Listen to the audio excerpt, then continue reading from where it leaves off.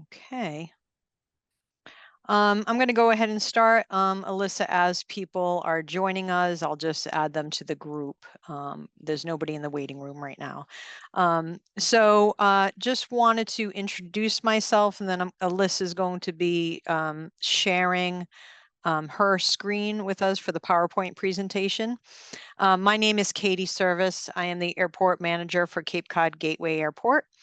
Thank you for joining us today. We do have 2 meetings. We have always provided a virtual component to our environmental review meetings, as well as our previous master plan meetings, as well as an in-person component to give people the opportunity to choose the best way to get the information.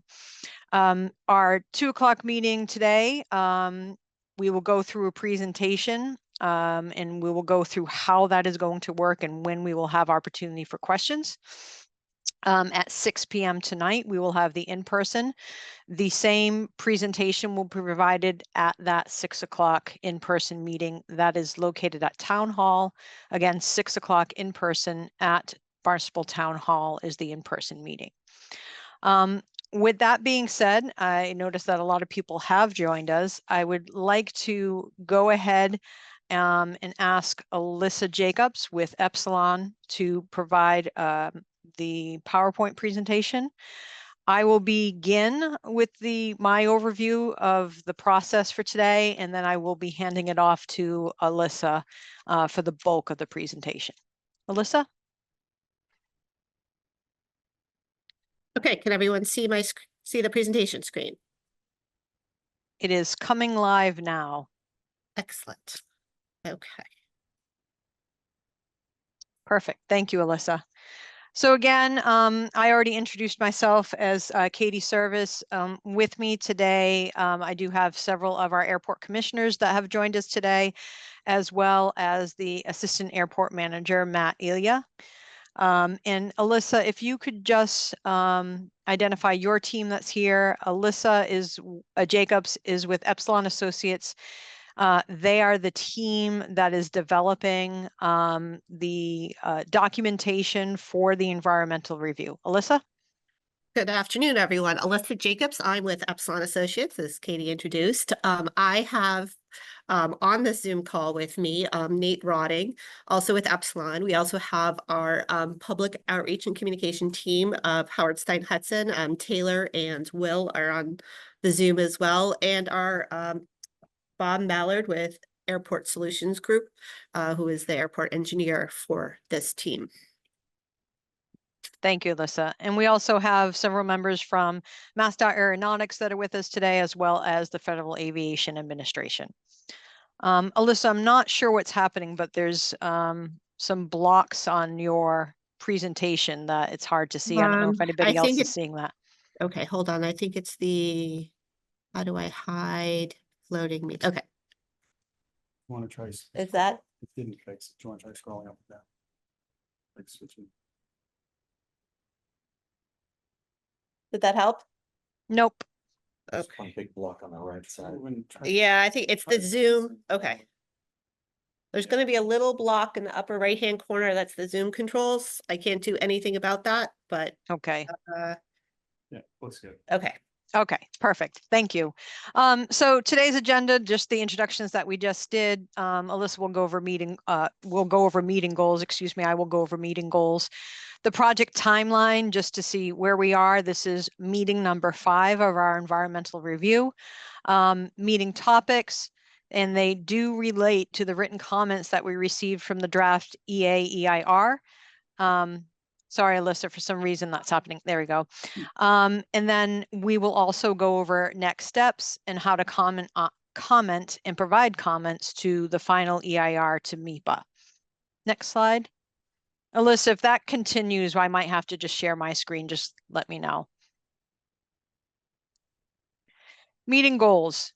So today's purpose is to discuss the comments on the draft EA and EIR that were received through the MEPA office, the Massachusetts Environmental Policy Act office.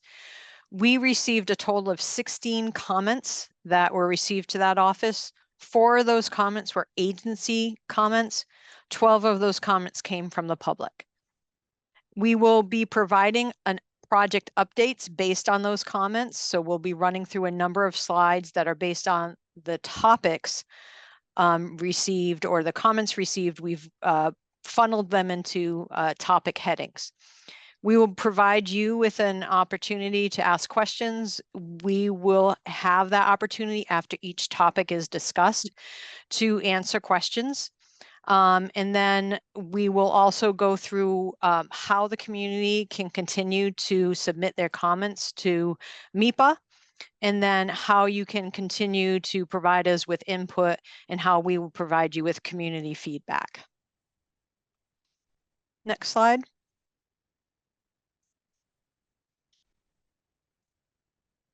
This one is yours, Alyssa.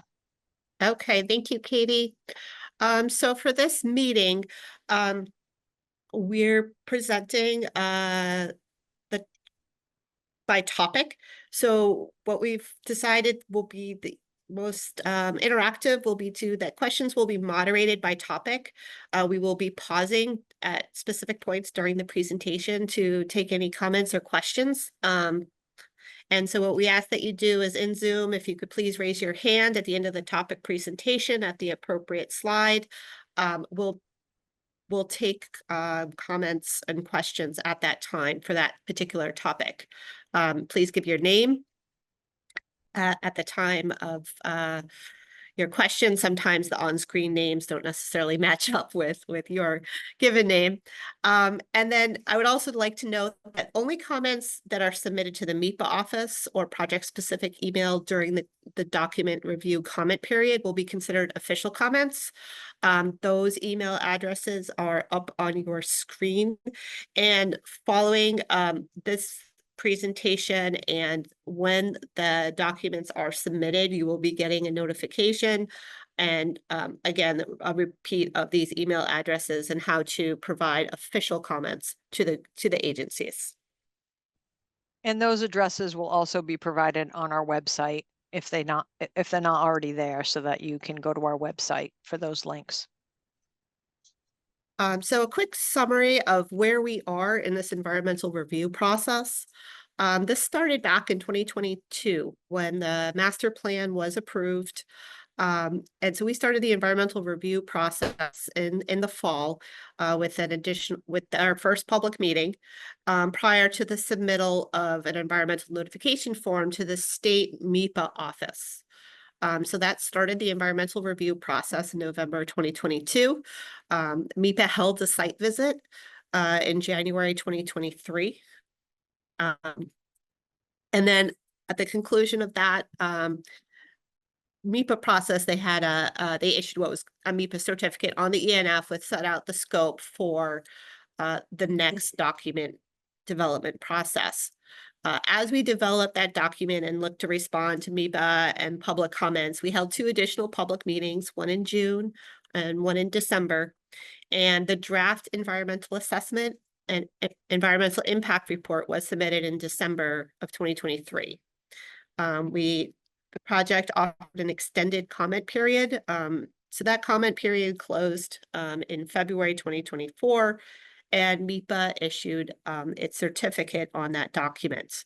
So that leads us to today. This is our 5th public meeting in that gold star.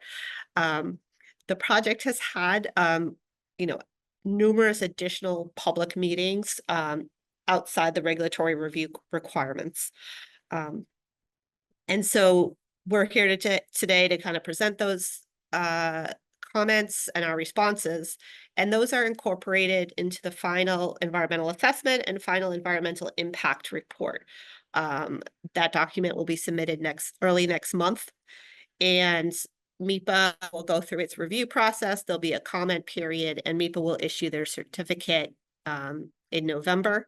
And then FAA will also make their federal decision in November. And then we'll proceed with the next phase of environmental review with the Cape Cod Commission, development of regional impact, and then finally next year getting into the permitting phase for those individual projects that need additional permits. You heard me use a couple terms on that timeline review. So just a reminder that the MIPA review process, or the Massachusetts Environmental Policy Act, is a state process. Their terminology for the documents is an environmental impact report. So we've prepared a draft, and now we were preparing our final EIR. MEPA will issue a certificate for each submitted document documenting the compliance with MEPA findings and then required permits after the MEPA process. On the federal side, that's the National Environmental Policy Act, or NEPA. The document is called an environmental assessment, and we've prepared a joint draft environmental assessment, EIR, so joint MEPA and NEPA document. And that was one document that addressed both regulatory requirements. The next document submittal will separate out these documents into a final EA and a final EIR document. That's to address individual regulatory requirements at the MEPA and NEPA phase. It's just a way of focusing on state terminology and federal terminology and review and regulatory requirements. There was a lot of overlap in the draft processes, but in the final, there's not as much overlap. So as a reminder, the summary of the proposed projects that were discussed during this environmental review process came from the master plan. So these are projects that are anticipated to start design or funding or construction over the next 5-year period.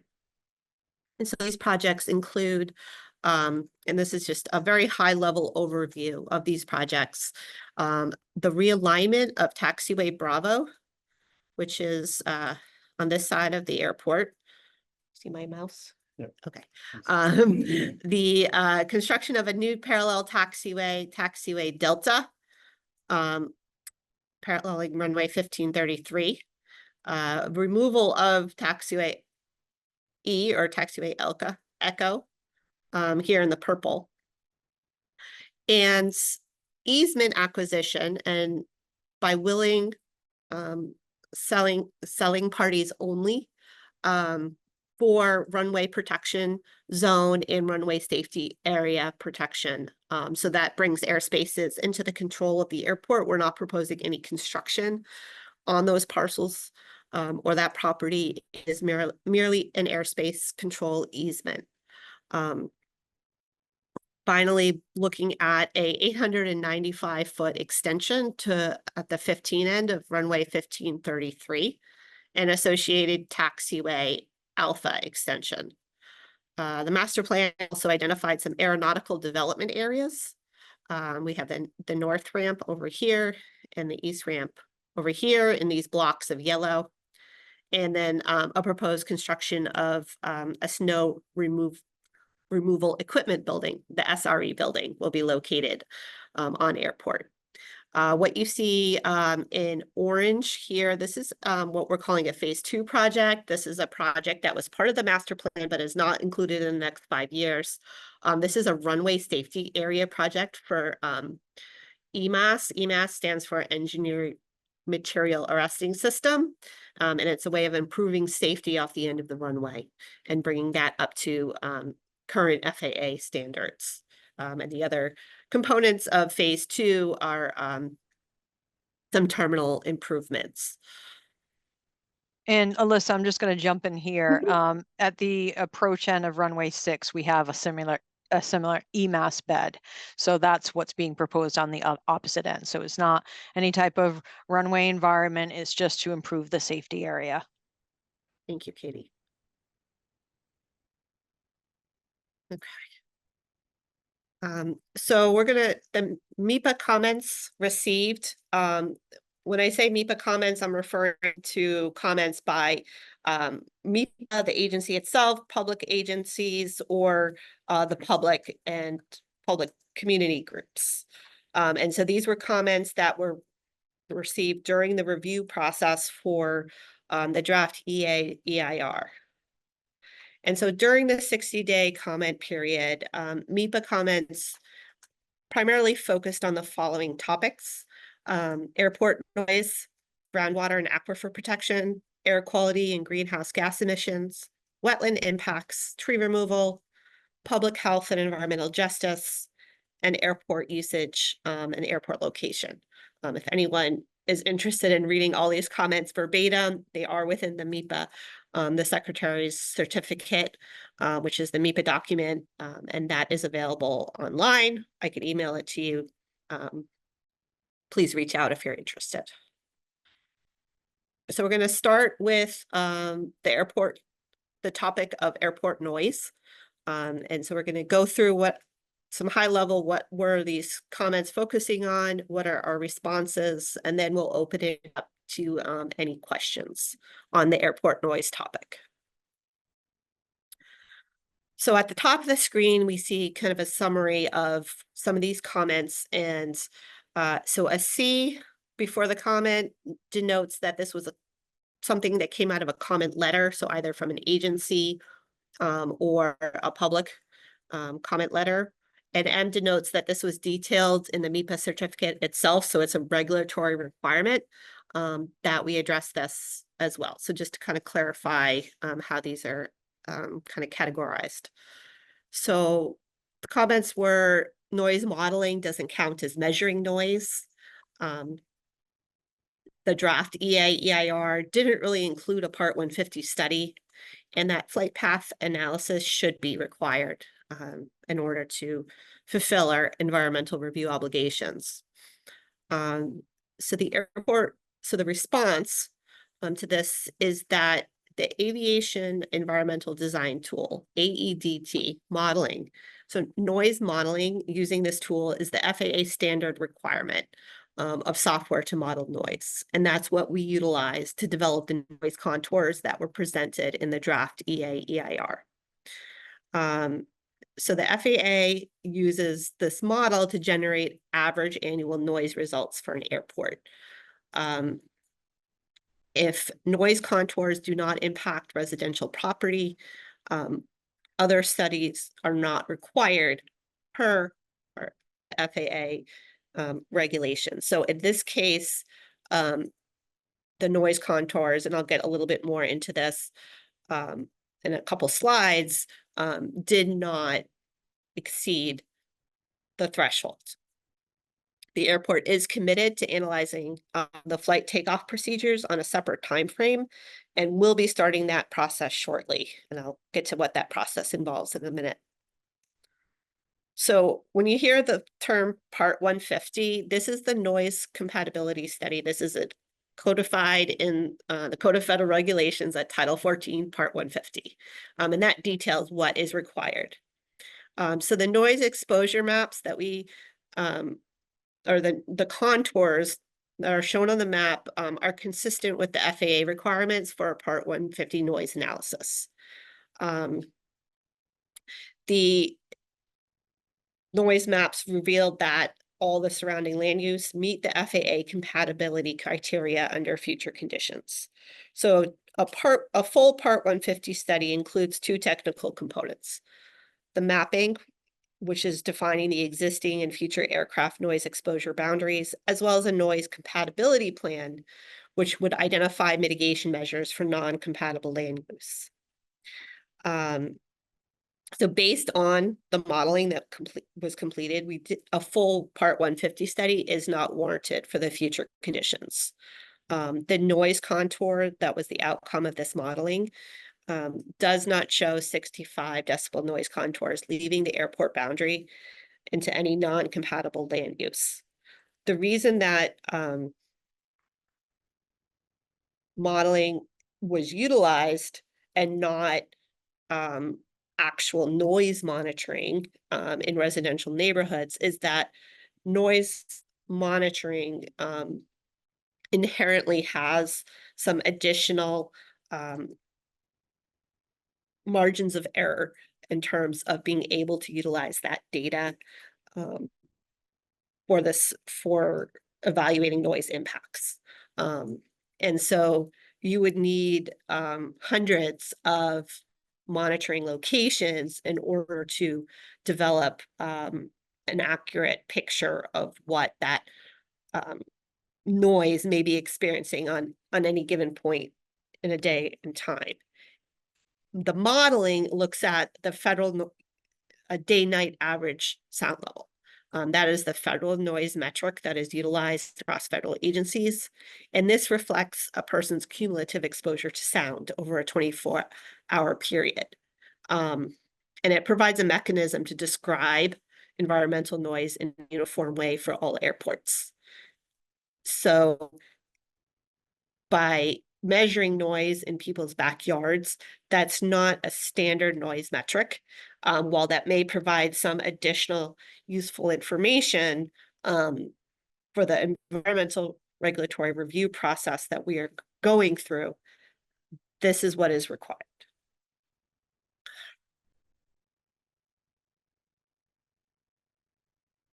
So the outcome of the modeling produces these maps in the day-night level average. And so what's showing on this map is the build versus no build condition. And by no build condition, I mean, this is what the model presents if the airport did nothing and the runway extension was not constructed.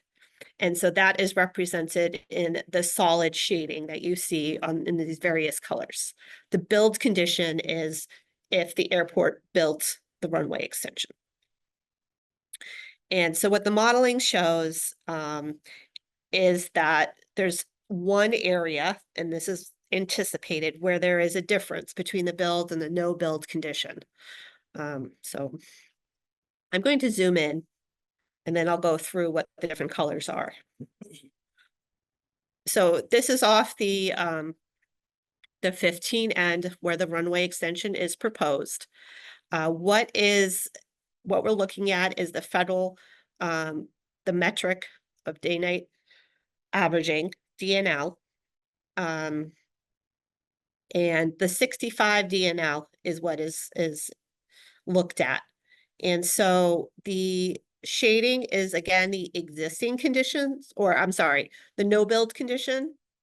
And the solid yellow line, so this yellow solid line is the build condition. So this is the result of the modeling, what happens when the runway extension is constructed.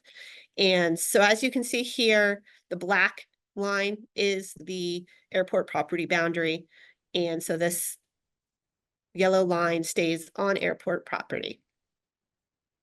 Over here, we have the 65 DNL is identified off airport property, but this is a compatible land use. This is all industrial commercial zone property. This is not residential. So therefore, the modeling is showing that there isn't a non-compatible land use exceedance of the 65 DNL condition. And again, this is what the airport is obligated to utilize per FAA regulations. Now I mentioned the airport. Go ahead. No, I was going to say, thanks, Alyssa. I'll take this one. Okay. So the takeoff procedure analysis effort, as Alyssa alluded to earlier in the presentation, this is going to be a separate analysis, not part of this environmental review, because basically the analysis that we've already done from a noise standpoint meets the federal standard. So we have committed, and I've spoken to some of you that are on this call with us today and have come to many of our public meetings, that we are going to take a look at takeoff procedures and analyze those. The project management team has already coordinated with the airport and provided us with a scope of work and has developed that scope of work for this effort. The airport does need to respond to this, but the elements of that scope of work are that we would have a project advisory committee that would be made up of community representatives and users of the airfield. When I say users of the airfield, the pilots that are operating here at this airport. So there'll be some tenants that will be part of this project advisory committee, as well as our community representatives that asked for us to look at these takeoff procedures. Goals will be defined and established to determine the course of action and the process that we're going to take take. Obviously, this process, we can't do it in a bubble. We do need to incorporate various lines of business from the Federal Aviation Administration, because we cannot just make changes to our procedures. We do need to speak to representatives from the FAA that establish procedures at airports across the country. So we will be working with them as well to see if there's any tweaks that can be made to ours. We will go over what the expectations are of this process. Really, the expectations and the baseline are to say, here's what we're doing today. Here's the possibility of things and opportunities and options that we may be able to implement. And I say may because we have to go through that process with the federal government. We have to see if it's a viable option. We will prepare an alternatives analysis to take a look at those different options and a list of alternatives that come out of the conversations that we have with the Project Advisory Committee. Oops, if you can go back, Alyssa, sorry. And then the outcome is really a recommended action plan. So if there's ways that we can make changes to the procedures based on that outcome, we'll go ahead and do it. Next slide, Alyssa, I believe that's yours. Okay. So this is where we're going to pause and take any questions or comments based on noise. And Alyssa, if you can stop sharing your screen, I think I'm going to pull up the presentation. I don't know why it keeps on having those blocks. It's because when I try to switch to another menu, yeah. Okay. Okay. Okay. If the folks at Howard Stein Hudson could provide us with, if you can make a list of those that have their hands up so we can get through all of the questions that we have, that would be helpful for us. Okay. Right now, I just see one person, Stephen Buckley. So, okay. Stephen, go ahead. You can unmute yourself. Yes, thank you. Steve Buckley from Chatham. And in a previous life, I worked in the environmental office at FAA headquarters. So I am familiar with the NEPA process more than I am with the Massachusetts version. So, I had a question actually about that part of it, not the noise part, the process that between MEPA and NEPA. And is it possible to go back to that slide? Sure. Let me pull that up.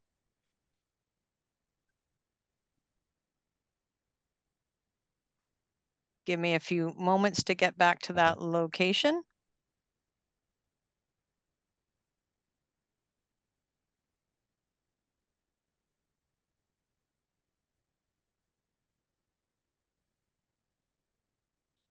Yeah, that one.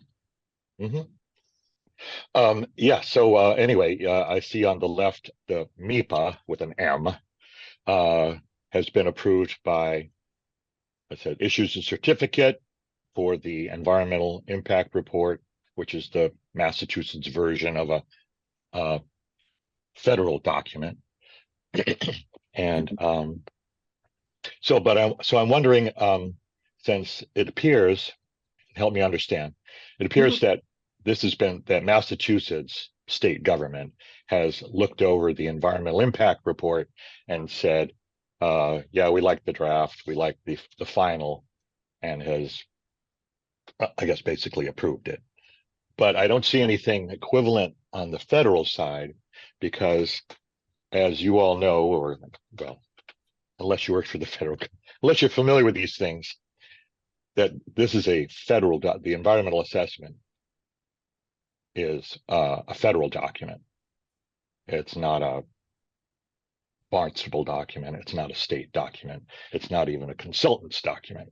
It's a federal document that needs to be issued. And so the final would be issued, would be approved in the same way with the Massachusetts one, saying, yes, we take ownership of this document. We are issuing it. And yes, it was written by someone else, but we've looked it over and we're good that it's doing all the things that it's supposed to do, and they put their name on the front. Because yes, most of these documents are written by consultants, but that doesn't mean they issue them. So anyway, has the FAA? I haven't. I want to understand at what point does the FAA review it and say this is good for us, as far as a draft even? Did they approve of the draft and say this is our draft document? Hi, Go ahead. Steve. I'm Cheryl Queen. I'm the Environmental Protection Specialist in New England, representing this project. The state of Massachusetts in the last few years has got very heavy with their analysis requirements, and it exceeds the federal requirements. And with recent regulation changes at the CEQ, the Fiscal Responsibility Act, the change in the NEPA statute itself, we are now limited to 75 pages. And with the requests that came in from Massachusetts for extra information, sort of makes it, I don't want to say impossible, but very difficult to keep these two documents combined. We end up like throwing on 30 appendices just to try and get the words whittled down. So with this project, we started off, our draft documents were together. And the state went through and said, okay, we've got some more questions, answer those in sort of a standalone document, which doesn't actually look anything like an EA. So after the state comes through and says, okay, you've answered our question, we're very happy, we're going to get you your final certificate, then we're going to come through and prepare the final EA. So we've got the benefit of everything that the state has approved and signed off on in our final document. So is there a point at which a person, an interested citizen, can review a draft finding of no significant impact? We haven't gotten that far yet, but yes, at the point that the airport finishes the state process, they'll pull all the information out and put it into a final EA that'll be posted on the website with the federal finding. We just haven't gotten that far yet. We can't make a federal finding until the state signs off on all of their issues. You can't issue, okay. I guess I'm confused because it says a final, when I'm looking at the picture here, it says final EA. And usually, well, almost always, when you do a final environmental assessment, at the end it says, and we're not going to do, or we will do, an environmental impact statement because we think it is or is not significant. Keyword. Right. So the federal decision, the federal finding will either be a FONSI, finding of no significant impact, or an FOSI, finding of significant impact. And then we would state that we would go on and do an EIS. Okay. So is there any opportunity for somebody like a former NEPA nerd like myself to say, actually, I think it is significant. I have a comment or the conclusion of that being that there will be no significant impact on people. Well, that would have been at the draft EA stage. All the federal findings were in that document at that point. And that, because I think I looked, I'm not sure, maybe I can't remember, but did it talk about significant? Did it say, and that's not significant, and that's not significant? Did it? Yeah, so per Go ahead. resource area, it would say that here's the FAA's thresholds for determining significance. And here's how our analysis laid out against that. And it's either significant and we need to do some mitigation, or it's not significant and then we move on to the next resource. But there was no draft federal finding that came out with that document. Okay, so there was no draft FONSI associated with the final EA. Okay, that's a comment to me. Personally, that's the point. The whole idea of an environmental assessment is to figure out if it's significant or not. Correct. And if there's no conclusion at the end, then it's an incomplete document. That's my opinion. Yeah, I would encourage you to go through the draft and you can find the levels of significance, the thresholds for significance under the FAA, how our conclusions fell out on that. But again, that was just the draft. It did not have a draft FONSI in it. We do the FONSI at the end. Right, so there's no draft. Okay, so there wasn't a draft statement saying we conclude bottom line, no significant impact requiring an Correct. environmental impact statement. Okay. it Correct. wasn't That has there. not been, Okay. that has not been done yet because we still need to get buy-in from the state. Okay, well, the state's a separate issue, but it doesn't, yeah, in my opinion, the federal doesn't change because this or that state has a quirk about how it wants to do business. So, Well, if okay, the thank state, you. if the state doesn't Mhm. sign off on it, we can't sign off on it, basically. Okay, well, yeah, no, I'm just concentrating on the FONSI and the fact that people should have an opportunity to have a comment on the final conclusion. Thank you. Okay, Thank you. so Thank you, thank Stephen. you, Stephen. Moving on to our next raised hand. Yep, I think we have Yeah, Betsy Young. Betsy. Yes, hi. Can you hear me? Yes. Yes, Betsy. Thank you. So I have two questions related to noise. One is, do you do any actual monitoring of noise in order to calibrate your models? How do you know that your models are correct? What's the process there? That is all done by the FAA and is built into the model itself. Okay. So Betsy, they have a list of all aircraft, most aircraft, except for some of the newest ones, in their model. And they have the noise signature for each of those aircraft, what the engine noise signature is, and that is what is embedded into the model. The master plan, and again, during the environmental review process, it verified the types of aircraft that are operating on our airport, and it used those types of aircraft for the model. Okay, so if a resident, let's say, were to call you and say, I believe I'm experiencing noise levels higher than the levels that you're coming up with in your modeling, is there a mechanism for you to try to do actual monitoring in specific locations? We follow the requirement of the federal government, which is to look at the noise contours to determine the compatibility with different types of land uses surrounding the airport. Because the 65 DNL noise contour, which is the standard, because that does not go into any property existing now, or even into the future that's non-compatible, then we would not do anything else besides that use of that model. Okay, all right, thank you. And then I just have one other question. The slide that you showed, the noise levels on the runways and the surrounding areas.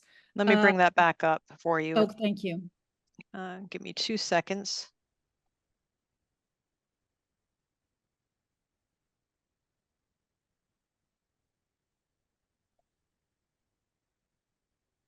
Sorry, but it's easier for me to take it off the screen so I can see everybody's hands up. Is this the one that you want, Betsy, or do you want the one that Yes. zoomed in? No, that's fine. Okay. So this slide, does this show I guess what I'm trying to find out is the aircraft that you're trying to attract to the airport based upon whether or not if you get a permission to extend the airport runway. Are those aircraft included in this slide? So is there a chance that if a larger airplane is able to land in the future, will that disrupt this model, or are those built into this? They're built into this. So when we looked at the existing conditions, we also looked at the future conditions. And the future conditions are, we're required to take a look at the potential aircraft that would come here. What was included that's different from aircraft that are already here is the A220, which is the aircraft that JetBlue is transitioning to. That was included. All of the aircraft are already within our fleet mix. So business type, corporate type aircraft, single engine aircraft, aircraft that are flown by different companies already here on the airfield. Those were all included in the build and the no build scenarios. So existing and future. Okay, thanks very much. You're welcome. Okay. I think we have Paul Phelan is next with his hand up. Paul? Good afternoon, everybody. I apologize. I can't seem to bring my video up. I want to first compliment Mr. Buckley from Chatham. He's one of the first people I've heard through this whole process who wasn't in Barnstable. I appreciate his comments because it seems that this airport is being portrayed as a gateway airport. We don't hear much from surrounding towns other than the towns, of course, of Yarmouth, the two representatives who I think are outstanding, trying to represent their people. And there is a history of the representatives not being treated very well, I'll say. Getting to the my point about the noise, first I want to ask, is the pollution end of this going to be separate? There's a separate topic on air quality and Air greenhouse quality? gases. Yes. That'll be later. Thank you very much. Thank I would like to say to the FAA and to the Mass Aeronautics Administration, I disagree with the findings of this study. I think they were extremely flawed. And I'm speaking firsthand as a mariner, and I also use Lewis Bay for recreational purposes. And for those who aren't familiar with this area, Lewis Bay is approximately 1 mile south. As a boat captain, and when I constantly see, constantly hear the takeoffs, and you cannot speak when those planes come over us. I find it very puzzling that they're portraying everything within the standards. I'm shocked at that, and I hope it's looked at again. In fact, I did speak with another grassroots group that are trying to prevent the expansion of the Hanscom Field. Those folks were very fortunate to hire a company called Cambridge-based Consulting Industrial Economics Incorporated. And this gentleman seemed to think there were some flaws in this report also. However, this is David versus Goliath, ladies and gentlemen. We don't have the funds to hire this Cambridge-based consulting company to step in to look out for our best interest. We rely on the federal aviation and the state aviation. And I don't believe this could be an arm's length deal when the present management of our airport used to work with the state aviation component. Now the federal, I'm hoping they can be neutral in this and look out for the 50,000 residents that we have in Barnstable. Again, if we had the money to hire it and the might to hire our own consultants, we would have different findings. That's my opinion. Thank you all. Cheryl, do you have any comments on that? I mean, we are following the process. Yeah, I realize that living around an airport is going to come with a lot of noise. The guidelines that we have been given through the NEPA Act, the CEQ implementing regs, our FAA order states out very clearly how you would trip that significant threshold.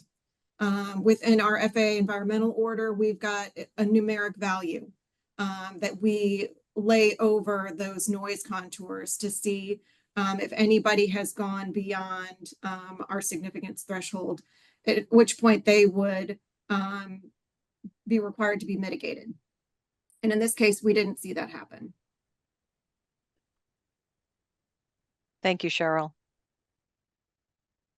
Okay, I do not see any other questions. Just let me go through the list. Oh, Linda Bollinger.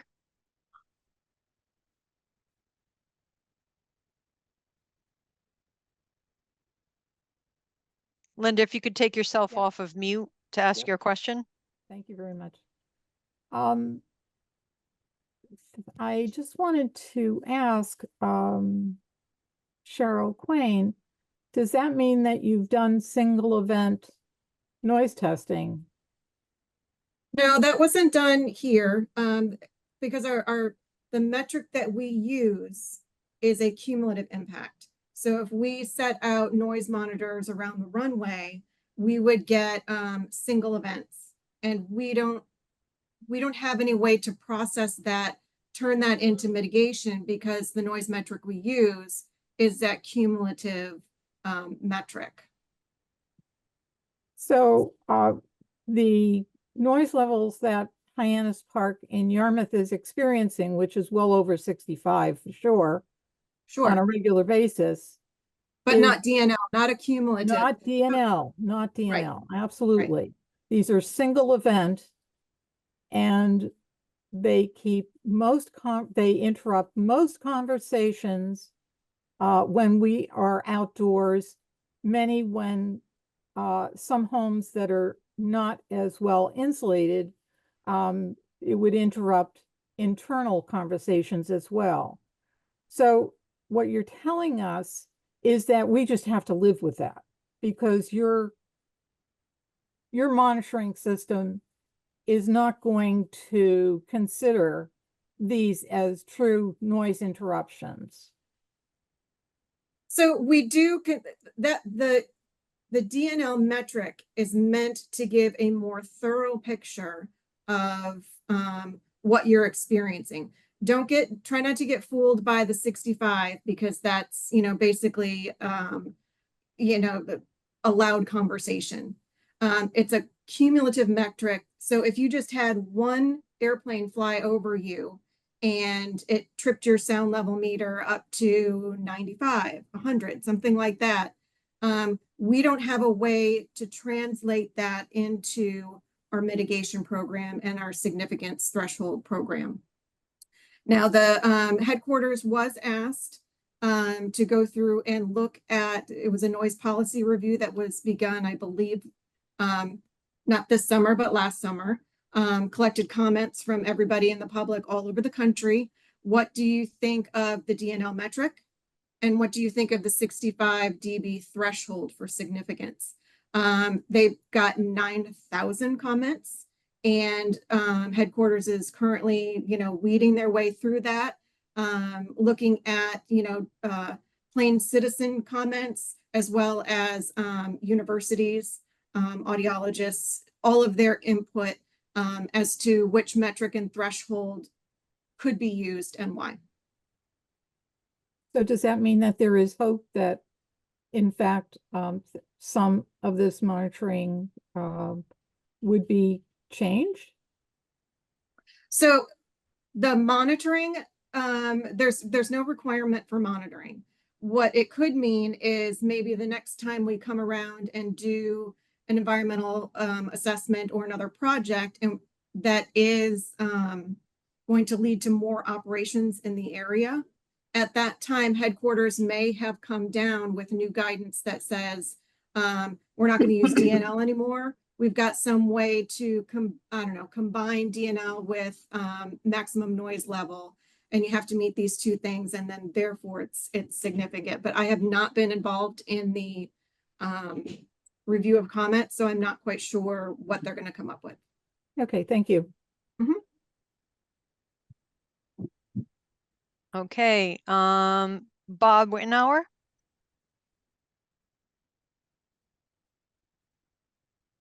Yes, hello. Good afternoon. Thank you very much for having our meeting. I had an ongoing question, and it deals with the town of Yarmouth had worked through this process and invested itself, rather heavily in working with the airport to try to develop some voluntary noise control mechanisms that involved having an alternate flight path that was published. And we had received, I guess, encouraging feedback at the beginning part of the process, but we haven't seen that as a part of any of the proposed mitigation measures that are included in the environmental impact report. And we were hoping that would be added in as something that you'd work with us together on. Thank you, Bob. Like I said, I just pulled up slide 16 again. The takeoff procedure analysis that you're talking to was based on conversations that we had, yes, with the town of Yarmouth and residents of the town of Yarmouth. And again, it is not part of this environmental review effort. This is something that the airport is doing to respond to questions that we received from Yarmouth. According to the environmental review and where the 65 DNL noise contours lie with the existing and proposed projects for the airport, we do not trip a threshold that would require something like this, but we are being responsive to the town's request that we look at this. So I'm taking you back to slide 16, which is that a project management team has already coordinated with the airport. A scope of work has already been developed for this level of work. A project advisory committee will be assembled. I've already asked Linda from Hyannis Park Civic Association to be part of that committee. We will also have tenants and users of the airport that will be on that. Representatives from the town of Yarmouth, of course, will be on that as part of that advisory committee. And then we will look at expectations of this type of analysis. We will be working with the Federal Aviation Administration because we cannot set procedures. That is something that is solely done by the Federal Aviation Administration. So we will be working with team members from different lines of business to look to see if there's a way to tweak and modify our existing procedures that are being used. So this directly answers your request of the airport to take a look at this type of effort. It is not done as part of this environmental review because it was not deemed necessary. We are doing this above and beyond what is deemed necessary for this type of review to respond to your requests. Thank you. Okay. All right. I think we need to move on with the time that we have here. I'm going to bring up our screen again and we will move on to our next topic.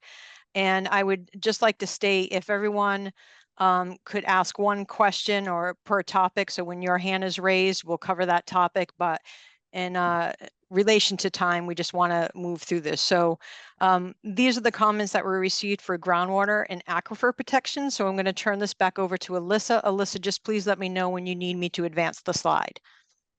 Sure, will do.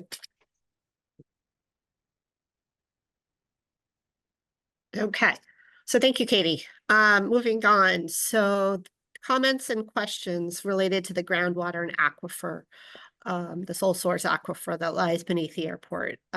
What are existing and future measures to protect water supply? How is groundwater monitored at the airport? How will groundwater be protected during construction? And how are water supply wells protected, both during construction and post-construction? So most importantly, the proposed projects do not propose any disturbance of the capped PFAS areas. So as was described in the draft EIR, there are two areas that have a permanent cap located over soils to prevent groundwater infiltration and migration of PFAS in the soils. We are not proposing any disturbance to those. as projects are designed, so a reminder, we're at the conceptual design phase right now. There'll be an additional soil sampling regimen that will occur to inform the design and soils management during construction. This will be particularly important during stormwater design, for example. There's ongoing continuing monitoring of the existing groundwater wells. I'll get to the location of those in a couple slides. And the airport has two existing plans, a SWIP, which stands, SWPPP stands for a Stormwater Pollution Prevention Plan. That deals with stormwater management and structures, and a spill prevention, prevention, containment, and control plan. So both of those plans have extensive details on location of stormwater structures, how to contain if a spill occurs, where the containment needs to go, what stormwater structure can be closed off, et cetera, and as well as details on how de-icing needs to occur, where de-icing must occur, where airport washing or airplane washing can occur, et cetera. So those were included as attachments. Those are available, as an attachment to the draft EIR, and we go into a little bit more depth of existing and proposed protective measures. For the future projects, stormwater management design will be protective of the aquifer and will comply with stormwater management standards. Next slide.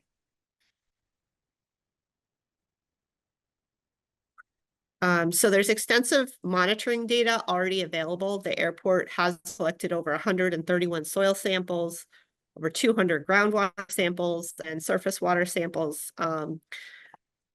I highlight for PFAS analysis, but for other contaminants as well. Separate from the proposed master plan project, there's extensive details regarding the PFAS plumes tracked by Mass DEP on the airport's website. And the airport has used forensic analysis to determine the extent that their PFAS plumes related to the airport. And then there's other plumes related to the Barnstable County Firefighting Training Academy and other industrial sites. So there's monitoring requirements associated relative for PFAS. And then the SWIP, as identified on the prior page, also has required monitoring associated with that. And they also have what's called the NIPD's stormwater permit that has that details what is monitored and when. Alyssa, I'm just going to add a little something to this before we go on to the next slide. So we do have a PFAS page. I know that many of you, and I just kind of went quickly through the list of attendees for this meeting. Many of you have attended our PFAS meetings that we have provided, where we give detail in regards to forensics analysis that was done for the airport. The airport is at what is known as phase 5. So we're almost at the end of our analysis, according to the Massachusetts Department of Environmental Protection, in response to our mitigation in response to PFAS. So we're almost complete with that. The Barnstable County Fire Training Academy is at phase 2. They did just recently hire a new consultant. GZA is their consultant to look at PFAS, and initially they were not including forensic analysis of their firefighting foam that was used at the academy. This new company that the county has hired is looking at PFAS in the same manner in which the airport has, with this new, the fingerprinting and forensics analysis. It's well known in the industry for other hazardous materials, but it is being used for PFAS and quite successfully. The number of folks that are on this call, a number of you have asked in particular that we just conduct joint meetings with Barnstable County Fire Training Academy and the airport. So really the community has one location that they would have to go for a public meeting to identify what's happening, especially north and west of Yarmouth. We've had a lot of questions from residents in that area. And I spoke to the Fire Training Academy last week. We will be conducting a joint meeting in November. So the airport will let you know where we are on our analysis, and they will provide some detail to the public as to where they are and their analysis. The location has not been determined, but most likely will either be here at the airport terminal or will be located at Town Hall, just to give everybody ample time and space to get to those meetings. But again, we're jointly having those meetings, so you have one location to discuss PFAS. Sorry, Alyssa, I just want to make sure that that was out there. No, I appreciate the breaking news. That's great. Okay. So as I mentioned, the proposed stormwater management systems that will be designed for each project will have full compliance with the current Mass DEP stormwater management standards. And I say current because it's anticipated that these standards will be updated later this year by Mass DEP. As time passes, whatever those current regulations are, we will be adhering to those. Those regulatory revisions also include the use of more updated precipitation data for larger storms. And so, and there'll also be an emphasis on resilient, low impact development and green infrastructure, best management practices or stormwater control measures, whatever your terminology may be, to be used on the airport. And so, on the screen are just some examples of what some of those possibilities may be as each individual project goes into the design phase. These regulations also require an increase of recharge or infiltration of stormwater for impervious surfaces. And so there's a higher standard for property that is over an aquifer, and it also requires some additional treatment of the stormwater before any infiltration occurs. So that'll all be looked at very carefully by the airport engineers and stormwater designers and incorporated into each project.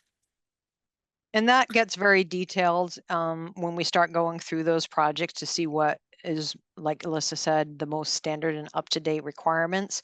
So at the airport right now, you will see some of these existing stormwater management practices already in place, infiltration trenches.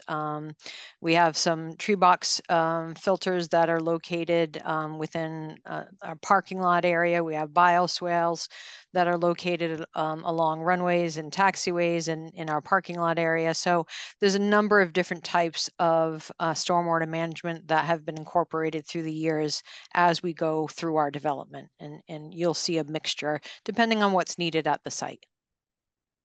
Right. And I would also add, because it's an airport environment, we also need to make sure that we're not introducing any additional hazards in the active airfield, such as open water, which would attract waterfowl. So there are certain types of practices that the airport cannot implement, but we will look at the broad range of possibilities. This is a map. You can't really see much on it, but there are blue and green dots on it. So the green dots represent the public or community water supply wells. And the blue dots, and next slide, please, so we can zoom in a little bit, represent the network of groundwater monitoring wells that the airport has and regularly samples to evaluate the PFAS levels, groundwater levels, etc. And these, next slide. say that again. Next slide. Thank you. Yeah, so this is just a zoomed in portion of the airport that illustrates the extensive network. Each one of these blue and white dots represents a groundwater monitoring well. And this is in addition to the soil samples that have been taken, etc. So the airport is continually monitoring the groundwater and the migration of the PFAS plume. And, you know, as each project is implemented, we'll, you know, coordinate with the airport's license Yeah, with our licensed site professional, thank professional. you, LSP, for, you know, to make sure that the monitoring wells are accurately reflecting what's necessary. Yeah, and For it's also requirement of the town. So any projects that we're looking at, the town itself. So if I'm presenting a project in my capital improvement plan, the town councilors are asking to make sure that it does include alternatives or a method in which we can test the soil for PFAS. So it's already embedded in all of our documentation. Okay, questions? next slide, yep. Okay, I'm just going to stop the screen share for 1 second. Linda, your hand was the first raised. Thanks, Katie. I just want to point out that there are no monitoring wells beyond south and east of the Mahar wells. And Hyannis Park Civic Association had to take it upon itself on the Irma side to go out and get some of the groundwater tested. And I believe that you have the results of that data that was sent out last week. Do you, at this time, are you prepared to comment on the results of high PFAS in the area beyond the Mahar wells? The forensics that have been collected for the airport indicate that all of the PFAS soil or PFAS water that had high levels, that were beyond drinking water levels, are being collected at the Mahar well. So the Mahar wells, there's 3 wells that are located at Mahar. They pull in water from the water table that comes directly north of them, so directly from the airport. So they have a filtration system that is in place. They have a carbon filtration system and a green sand system that's in place at the Mahar wells. And they are collecting any of the down gradient water that or up gradient water that comes off of airport at that location. And the drinking water has met standards because their carbon filtration is collecting any of the PFAS that is coming off airport. The airport's PFAS only affects one of the 3 wells. So the PFAS that's coming from industrial sites that are located further north of the airport and from the Barnstable Fire Training Academy, they're still doing their analysis. Those plumes are unknown, but PFAS is being collected and dealt with at the Mahar wells.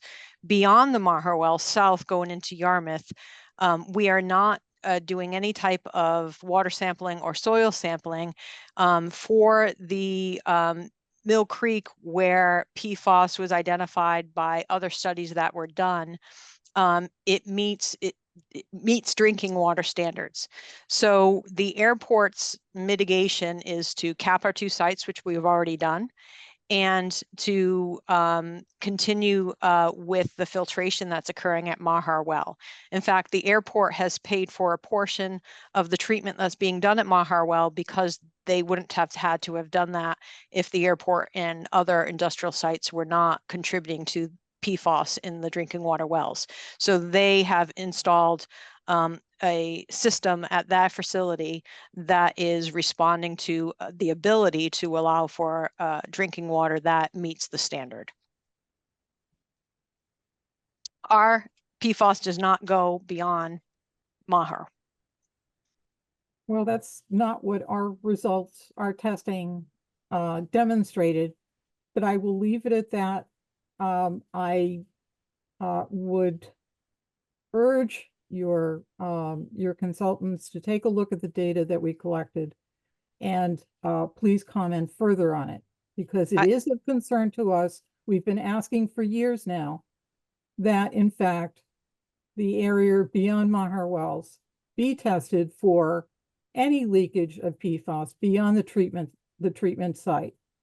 And what we have found is that in fact there is PFAS coming through and we want it addressed. There may be PFAS that's coming through, but it is not airport PFAS is what I'm getting Well, that after. hasn't, that's not what we found. Okay, I will have our LSP take a look at that data. Thank you. Yep. Paul, you have a question? Thank you. My question is related to airplane pollution from the greenhouse gases. Is that addressed at all in this environmental review? Yes, Alyssa had indicated to that with your last question. Thank you. I wasn't sure if this was the if my question came through correctly. Thank you. I'll You're wait. welcome. Betsy? Yes, thank you. I'd like to address the cap. It appears from the sampling that the airport has been doing since the cap was installed shows that the PFAS levels are going up from the initial testing. No, they are actually going down. And that's what we have in all of our reports to DEP.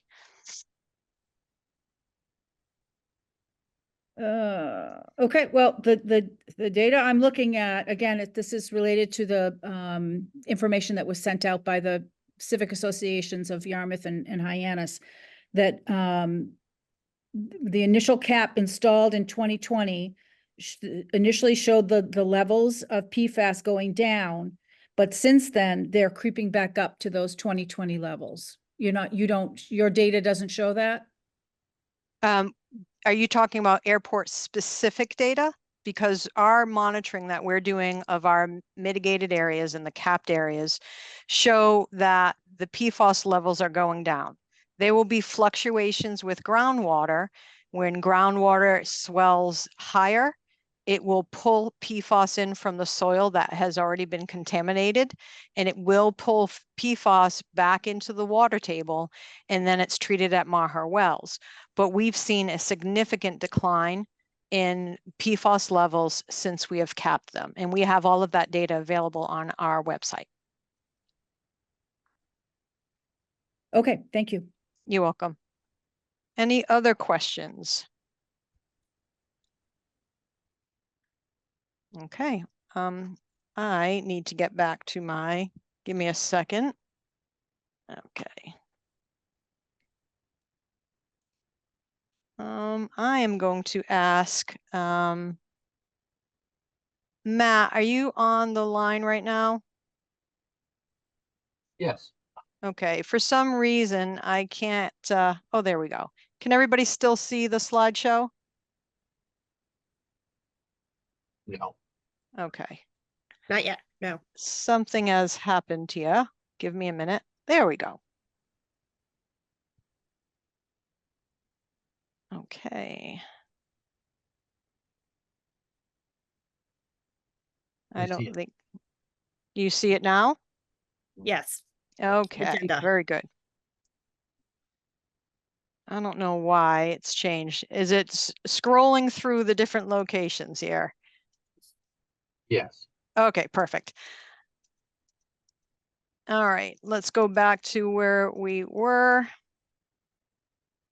Air quality. And I think this goes towards one of Paul's questions. Next. All right, if you want to scroll to the next slide. Okay, so we had multiple comments on air quality and greenhouse gas emissions. Just as a kind of a quick aside, anything related to tree cutting is a separate topic. So that'll be addressed, I think, next. So the comments related to hangar development should be incorporated into the emissions analysis. We should prepare an emissions inventory, and comments related that plane emissions are concerning to human health. So we've noted that any operational changes from hangar development were reflected in the operational forecasts. So any potential additional operations that would come from construction of hangars were addressed in that operational forecast. Because the airport is in an attainment area for the federal air quality standards, for the, as again, this goes back to what is regulatory required from a NEPA standpoint and from a MEPA standpoint. The airport is not required to a detailed emissions inventory for the proposed projects. On the state side of regulatory requirements, the airport has committed to what are called stretch code requirements for new buildings or for building upgrades. So I won't get into the details, but those essentially are the highest level of requirements for the reduction of greenhouse gas emissions for new buildings. The newer aircraft are more efficient and can emit up to 50% less emissions. And the FAA has a new final rule on civil aircraft emissions that is designed to reduce emissions. Because the hangar development areas are really just kind of blobs on a map at this point. There is no proposed design for the hangars. We're proposing that any additional emissions analysis will be conducted once a developer and a design is proposed via a supplemental filing with MEPA. So we aren't inclusive of any additional emissions analysis, and by meeting those stretch code requirements for the actual building themselves, we've also met MEPA requirements for greenhouse gas analysis.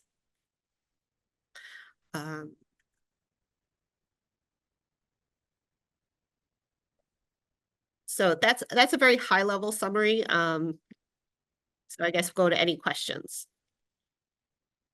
Linda? Yes, a number of the aircraft that are coming in and out of Cape Cod Gateway are these luxury private jets that are coming out of Nantucket back and forth to park and fuel up. My question for you is, since these are some of the dirtiest in terms of emissions of any aircraft, what's your plan in the future to deal with that? So, Linda, we have aircraft that are coming in that are all different types and sizes. So it's not just, jet aircraft that are coming on. Those are a high majority of the operations at the airport. Most of those are newer technologies or newer type aircraft with different types of engines on them that are newer engines, not the same that were in existence 10 and 20 years ago. So they do operate at the airport. From an airport standpoint, we do not regulate the engine type or the aircraft that come into a facility. From an air quality standpoint, that would really be coming from the federal or state agencies that are looking at changes in air quality standards. So it wouldn't really be coming from the airport. I don't know if our state or federal agencies that are on this call have any response to that. Do you envision that the number of these private luxury aircraft will be decreasing over time or increasing with time? I think you will see these aircraft as the typical standard for our types of users, about 56%, and you'll see in a few slides, Linda, about 56% of the operators at the airport are what we call general aviation aircraft. General aviation is anything that's not military and commercial. So it includes anything from small single engine aircraft up to some of the jets that you're talking about. It also includes Boston Medflight helicopters and their fixed wing aircraft that they have coming in and out, and a lot of our other users on the airfield. In regards to me knowing what those numbers will look like, I don't. We've seen our operations fluctuate through the years. We've seen increases, we've seen decreases. The airport is open 24/7 for those types of users to come to the airport. So I wouldn't be able to provide you with a crystal ball of what I think overall operations could be in 5-10 years. We do our best to forecast that based on what's happening in the nation, and we provided those forecasts in the master plan, and we've also provided them in this analysis in the environmental review. But we will see those aircraft using this airport as they do now. Thank you. Yep. Katie, a couple of things actually I could add there is that there are, pointing out that the airport is making accommodations for electric aircraft charging. So there is a transition in technology coming in aviation, as well as many of these newer planes are capable of using what's called sustainable aviation fuel, or SAF, which greatly reduces emissions. So as an industry, there is a look ahead at those greater emission reductions as well. And for example, the A220 plane that JetBlue will be switching to, or has switched to in some cases, is those engines are capable of using the SAF, as well as using standard fuel has 20% less emissions than the E190. So just as the technology improves, so does the reduction in emissions. And the FAA also has a program, Get the Lead Out, to look at some of those smaller single-engine, multi-engine aircraft that are still using avgas to look at alternatives for that. Okay, Paul. Thank you very much. First, I want to mention to everyone present, it's very difficult for me to speak on all this technical jargon. I had 33 years at the Boston Herald and the Boston Globe in production there. This is not my expertise, and I'm not going to pretend to be a scientist or talk about something that truthfully is sometimes just overwhelming for me. But first, I want to mention, as I stated before, I am out in Lewis Bay often as a boat captain, and in my own, fishing. And one thing that disturbs me is the plumes of gross black soot trailing every plane taken off from this airport. That's never been mentioned, especially if you want to look at the like the silent film that the airport produced. It just shows a plane taken off. There's no noise with that, or the black plumes of soot. And I'm speaking also in my youth, I worked nights at the Boston Herald and during the day at Logan Airport on a surveying crew. And I experienced a lot of that working out there on the runways and taxiways. That aviation fuel is similar, is really gross. I think I would like to add that it's to Ms. Jacobs' point, since she raised it about the electric planes. This is what my research shows so far. And someone please enlighten me if you think I'm wrong. Currently, the planes can only go 250 miles before they have to stop and refuel, approximately from the Cape to Syracuse, New York. Those batteries now weigh 6,000 pounds as opposed to 600 pounds for a tank of aviation fuel. Therefore, these planes are limited to 6 passengers because of the weight restrictions. Now, you can tell me, sure, it's going to get better as technology goes on. I'd like to know where we're going to get all this lithium and cobalt, really, folks. Thank you. I'm sorry, do you want me to respond to that, Paul? No, I have one more point, please. Okay. Lastly, I think it's insane that we're extending this runway and building windmills at the same time out in Nantucket Sound to try to lessen our fossil fuel. let's all be honest. These private luxury jets are the worst problem with greenhouse gases anywhere. It's not my car. It's these luxury private planes that are just killing us. Thank you. I'll wrap up there. All right. Thank you, Paul.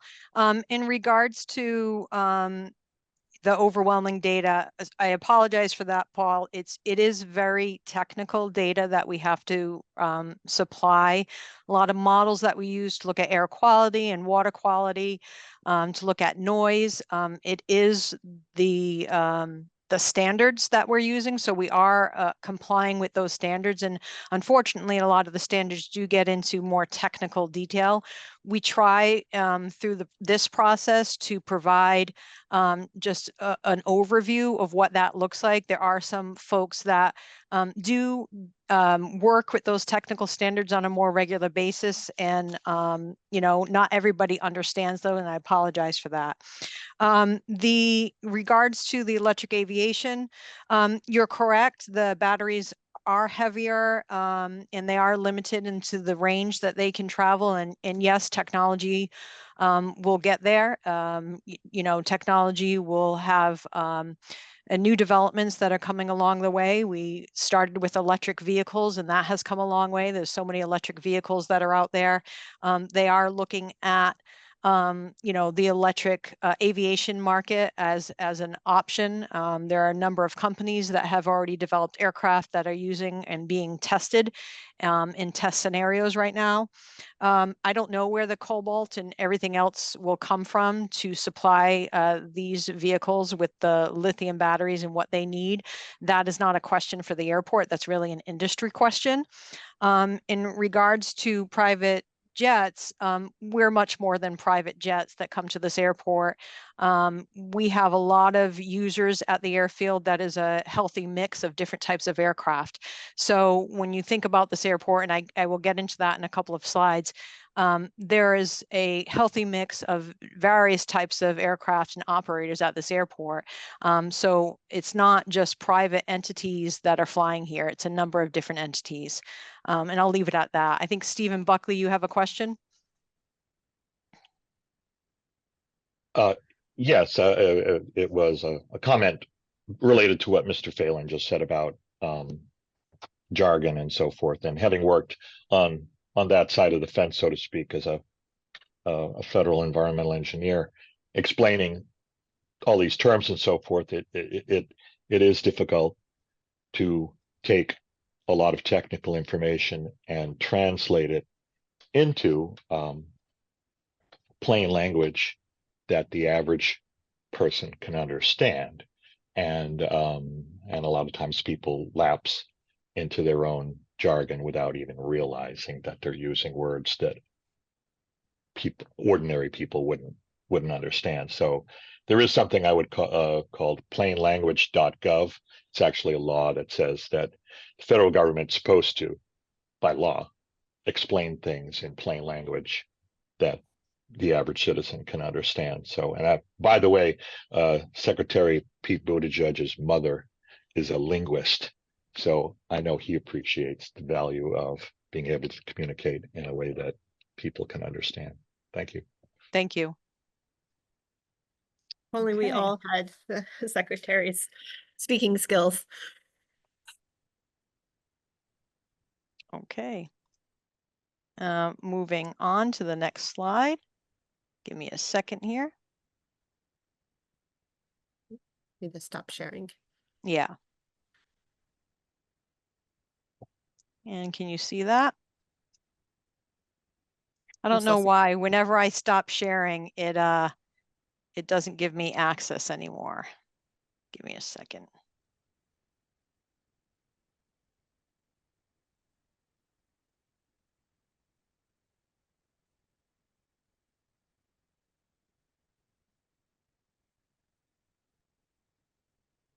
Want me to share? Oh, I there think it you're goes. you have it? Can you advance the slide? No, I'm having difficulties. I'm gonna stop my share and I'm gonna ask you to do so. I don't know why I can't advance that. Sorry about that. Let's If I can do this without my technical difficulties. Hold on. Yes, yes. Slide.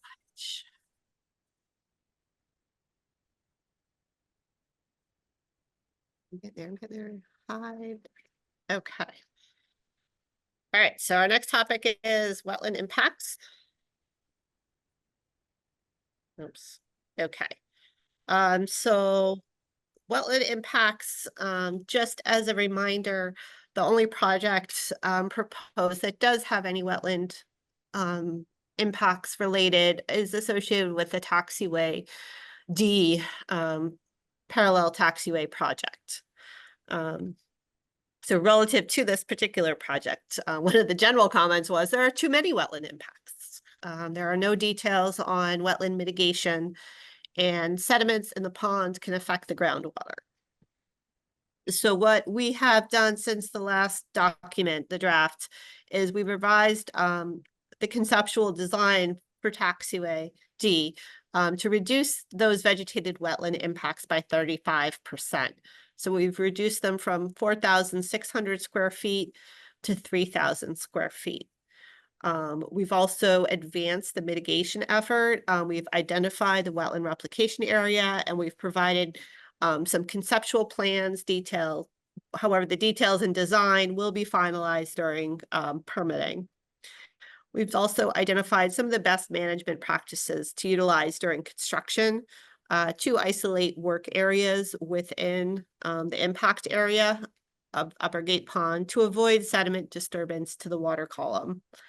And we've evaluated existing information, and there's what's called a permanent solution statement relative to Upper Gate Pond. That is a document that was accepted by DEP that identified there's no interaction between pond sediments and groundwater. Next slide, please. Oh, I'm the slide person. Sorry. I had a total okay. brain break there. As I said it, I'm like, wait a minute. Hmm. Okay, so for taxiway D design alternative, hopefully everyone got a little chuckle out of that. So this is Upper Gate Pond. And so what's showing on this screen is the kind of very conceptual design of taxiway D here. And the red dashed line here is the limit of grading that was proposed at the phase of design during the draft EA/EIR document. So additional evaluation has been able to kind of pull back that grading back out of the wetland perimeter around the ponds and reduce those wetland impacts. So it's pulled back to this edge here. And the way that was done was there was the elimination of a perimeter access road that was included associated with taxiway D construction. You can see that access road as it currently exists over kind of right here. Yep. And so we removed that. Associated with the mitigation, we've identified a wetland replication area along Upper Gate Pond in the northeast corner. The impact areas are located off screen here to the south. So this is just very conceptual, obvious, and this will be further refined during the design process. This is a photograph of that area and kind of like what some of the vegetation looks like. So any questions related to wetlands and the taxiway D impacts?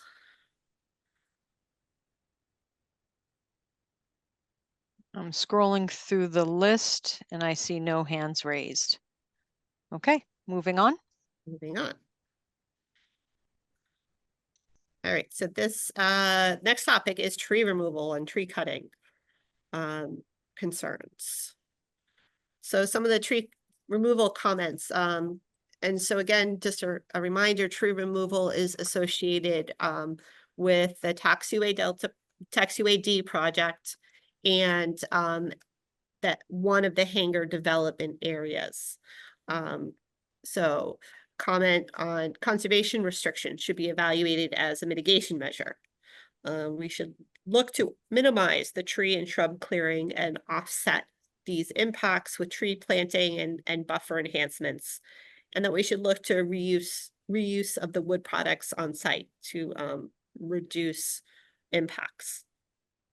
And so in looking at an analysis of the airport property, conservation restrictions or CRs are most likely infeasible on airport.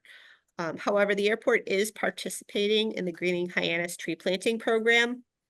And we've identified airport areas for tree planting and enhancement landscaping, primarily along the airport access road. To offset those tree and shrub clearing. We also have been able to reduce some of that tree cutting with that modified design of taxiway D.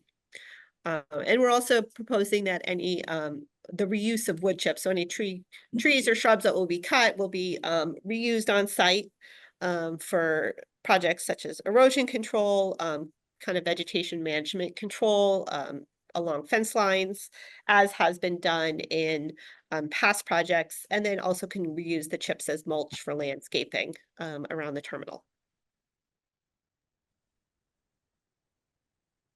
Okay, any questions related to tree removal as part of the proposed projects?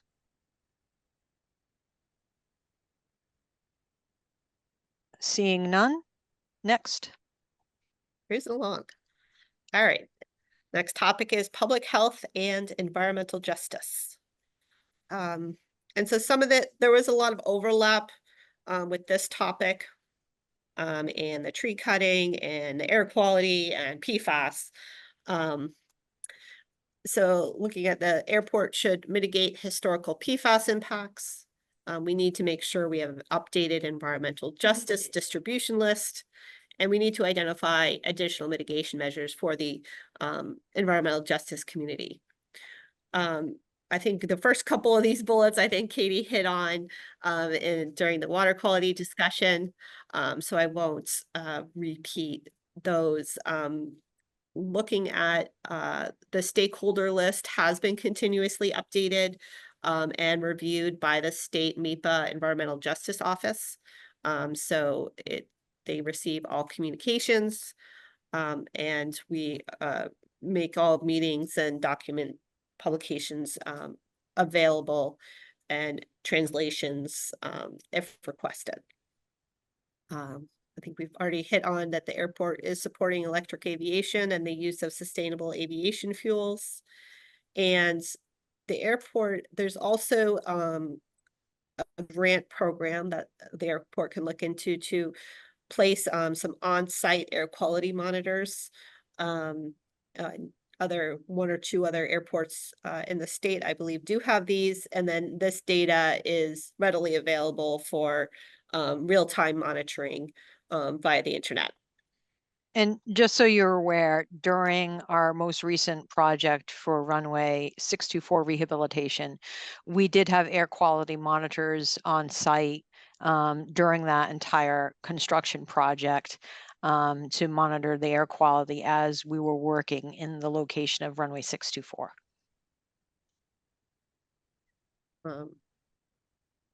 And if the public is interested, the state, honestly, just Google air quality monitor Massachusetts, and the first or second topic that will pop up will be the website for all these different monitoring devices across the state. You take a look at the data. So any questions related to public health, environmental justice?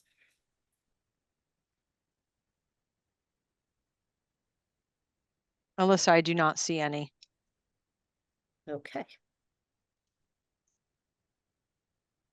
And I'll have to ask you Cruising to right along. advance these slides. Absolutely. Okay. Go right ahead. Next slide, thank you. In regards to airport usage, location, and comments and statements that were received, we received really the bulk of them were in regards to the terminal building, indicating that the projects that are proposed for expansion are not needed. We did receive a comment that only the rich private jet users need the airport and it doesn't benefit the community.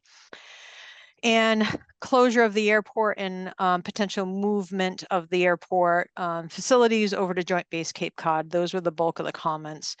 So in regards to our response, the terminal building, we were really looking at reconfiguration of space that has been proposed for the initial phase to meet airport use and need.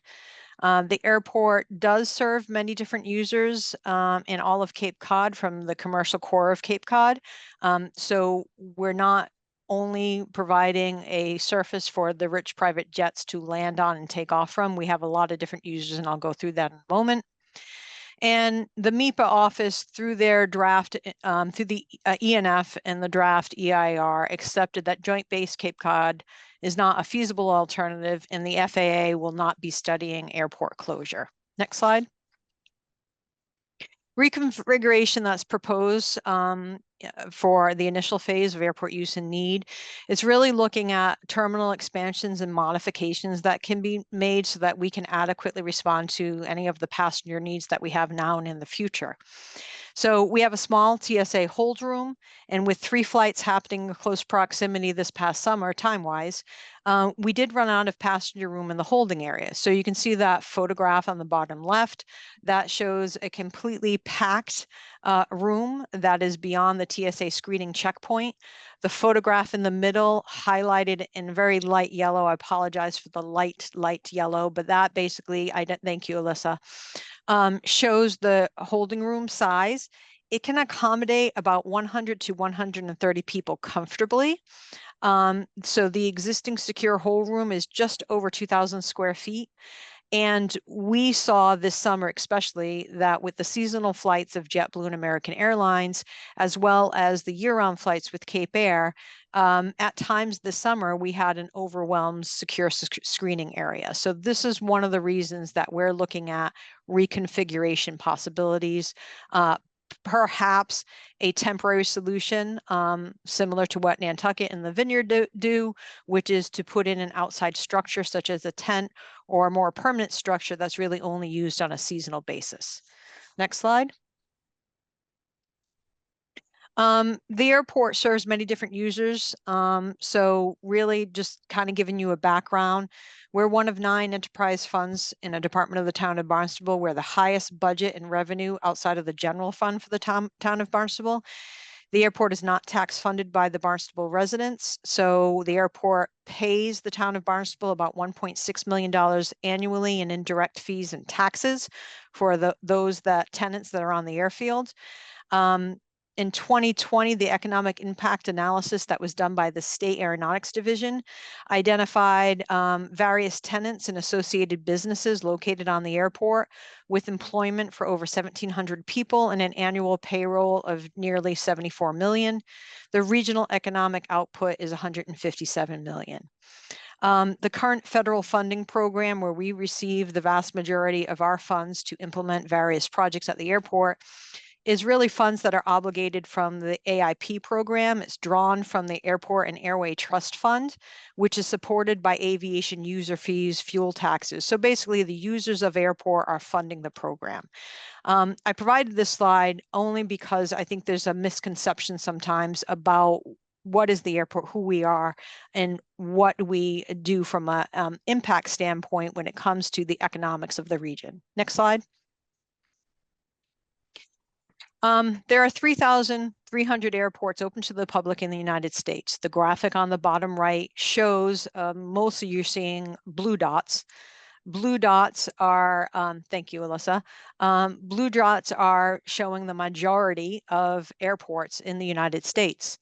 Only 11%, 383 are commercial service airports. This information comes right from the National Plan of Integrated Airport Systems, which is an FAA document that is produced every year to take a look at the infrastructure at airports and what is needed in the future. So for all of those airports in the United States, only 383 are commercial service airports.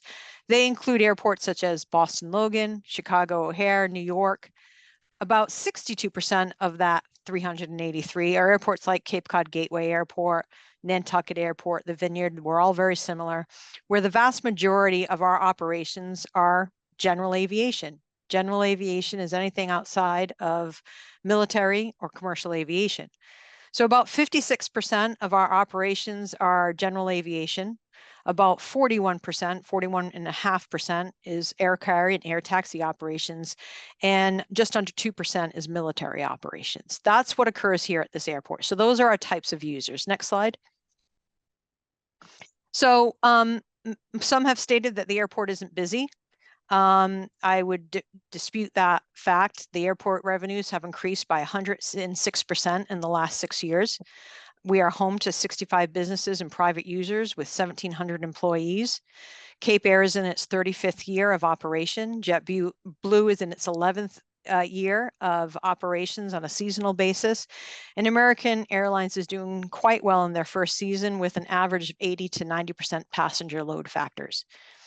Our users are very varied. They include our tenants, our commercial airlines, our year-round residents, employees that transition in smaller aircraft to and from Nantucket and the Vineyard, contractors that load themselves into Gull Air's aircraft or Cape Air's aircraft. So it's your electricians, your plumbers, your general contractors that fly out in the morning and come back in the afternoon. It's Marine Home Center that has about 1,200 employees that they transverse back and forth from Hyannis to Nantucket to work. It's doctors and nurses from Cape Cod Hospital that have visiting rights at hospitals on Nantucket and the Vineyard. It's hospitality workers, it's military. It's medical evacuation flights, which are near daily occurrences at the airport by Boston Med Flight. It's summer residents who come and go during the season that have homes on Cape Cod, and it's visitors to the region. It's also our community. We do a lot of community events at the airport. Next slide.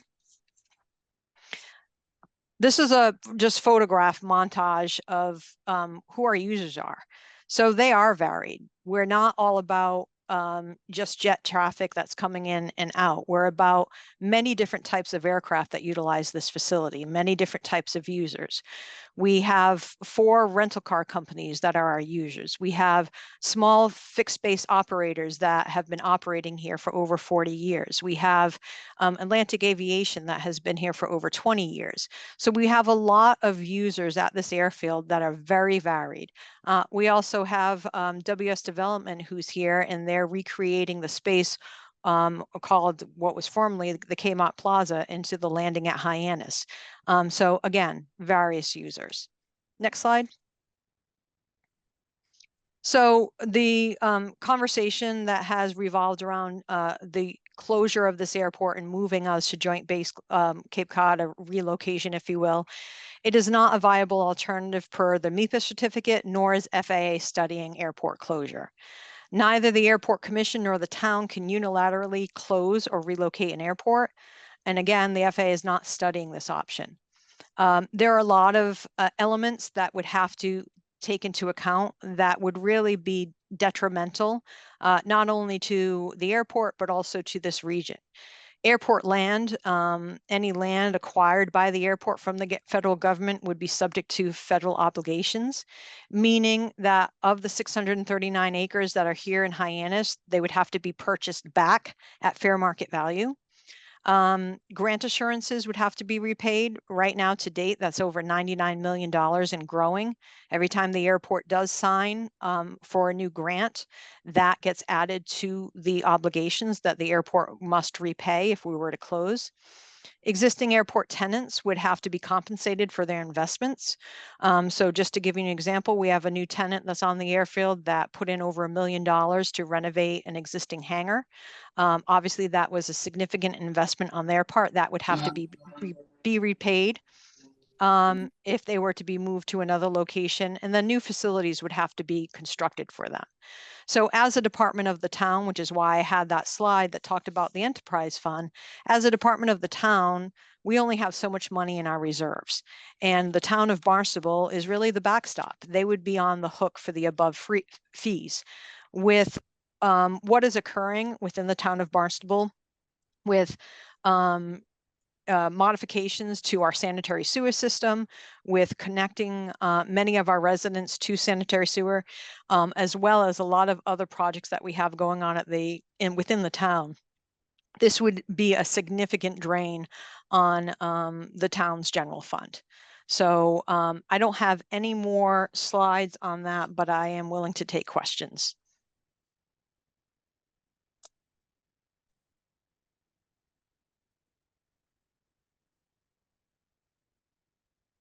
Okay, I see no questions.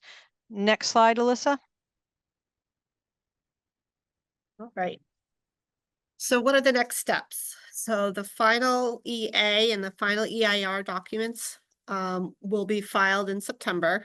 So we'll be notifying, if you're on our stakeholder list, we'll be notifying you when we make that submittal to MIPA next month. That submittal will also be published in the State Environmental Monitor. And the airport will extend the comment period from the traditional 30 days to 60 days to make sure that people have adequate time to review the provided information. We know it's a lot, or will be a lot, so to make sure that you have time to review that and provide your comments. So based on that, we're anticipating a November 2024 MIPA decision. And as Cheryl noted, the FAA will need to wait until the MIPA decision is issued before they issue their final determination. So that is anticipated late fall, early winter. Upon the conclusion of these state and federal processes, we'll start Cape Cod Commission review, and then subsequently the permitting phase for projects as may be necessary.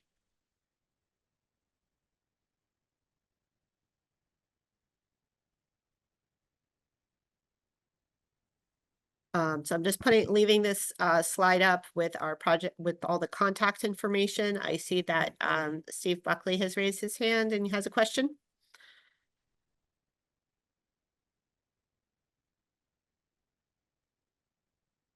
Yes, I'm correct. Can you hear me?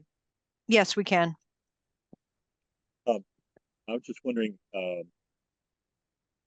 earlier in the presentation, there was something along the lines of that only written comments would be included in the docket, in the file to be considered. So Correct. just wanted to clarify,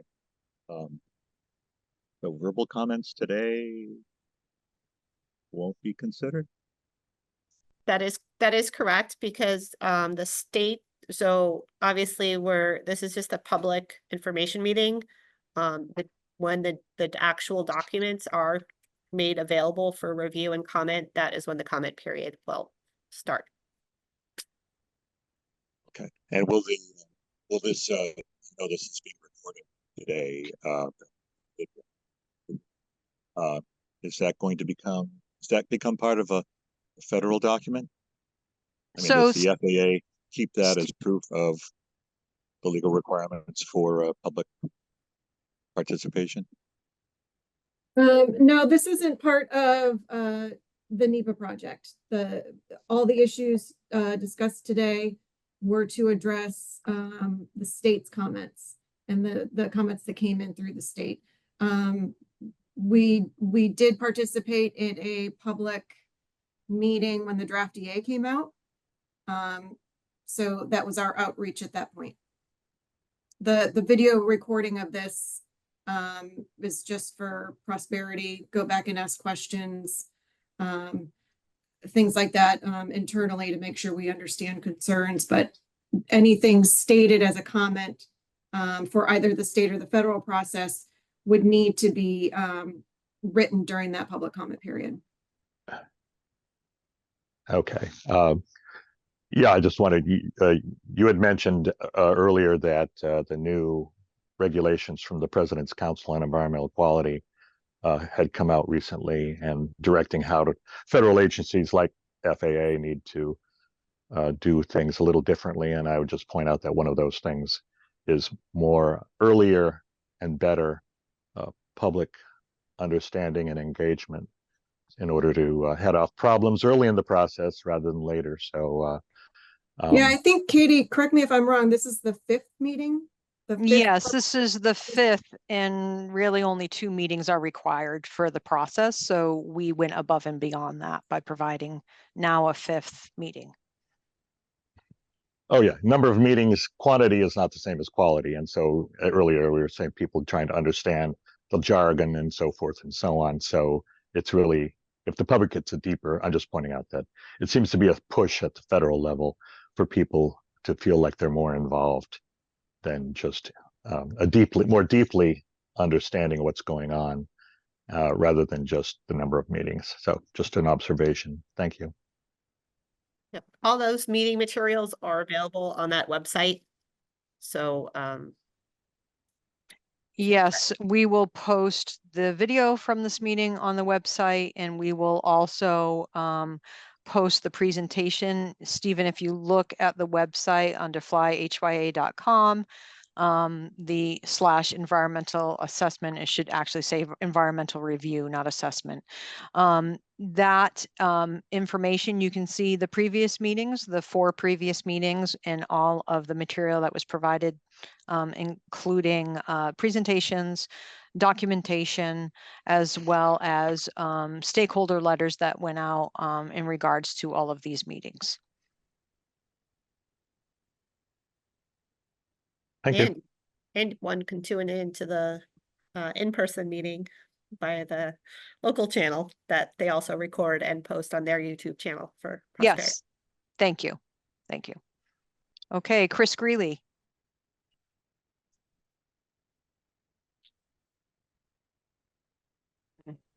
Hi, I just wanted a point of clarification. Did you just say that the website where the documents are available that's posted in the screen in front of us, there's an error in that that end word that you said that it should be review instead of assessment? Yes, we have on our website, it's called the environmental review, not environmental assessment. So we just have to make a correction to that link.